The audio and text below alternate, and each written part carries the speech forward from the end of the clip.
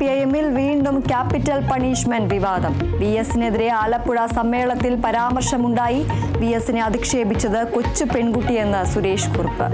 Suresh കുറുപ്പിന്റെ VS അനുസ്മരണം മാതൃഭൂമി പത്രത്തിൽ.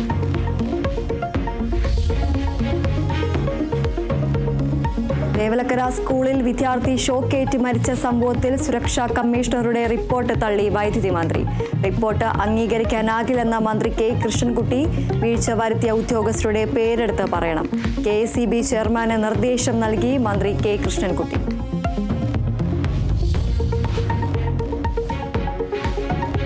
സംസ്ഥാനത്ത് മഴക്കെടുതി രൂക്ഷം. ഇടുക്കി മൂന്നാർ ദേശീയപാതയിൽ വീണ്ടും മണ്ണിടിച്ചിൽ.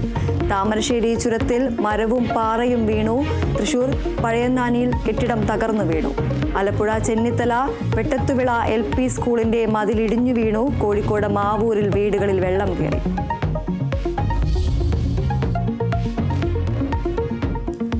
തിരുവനന്തപുരം DCC അധ്യക്ഷന്റെ താൽക്കാലിക ചുമതല N ശക്തന്. നടപടി പാലോട് രവിയുടെ രാജിയെ തുടർന്ന് തീരുമാനം KPCC അടിയന്തര യോഗത്തിൽ. സ്ഥിരം അധ്യക്ഷൻ KPCC പുനർസംഘടനയിൽ.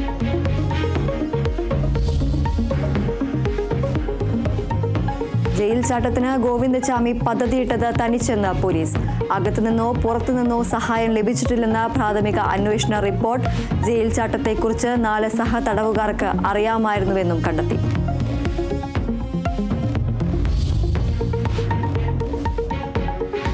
ഹരിദ്വാറിൽ ക്ഷേത്രത്തിൽ തിക്കിലും തിരക്കിലും 6 മരണം.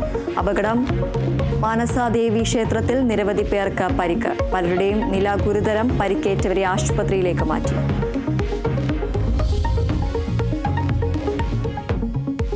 ഛത്തീസ്ഗഡിൽ മലയാളി കന്യാസ്ത്രീകൾ അറസ്റ്റിൽ. അറസ്റ്റ് ചെയ്തതിൽ പ്രതിഷേധം ശക്തം. കേസ് കെട്ടിച്ചമച്ചതാണെന്ന് കത്തോലിക്ക സഭ.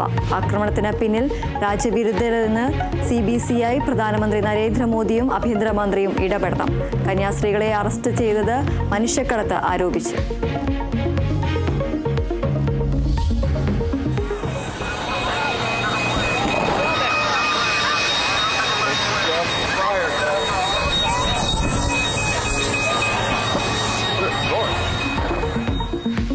അമേരിക്കയിൽ വിമാനത്തിൽ പുക ഉയർന്നത് വിമാനം പറന്നുയർന്നതിന് തൊട്ടു മുമ്പ്.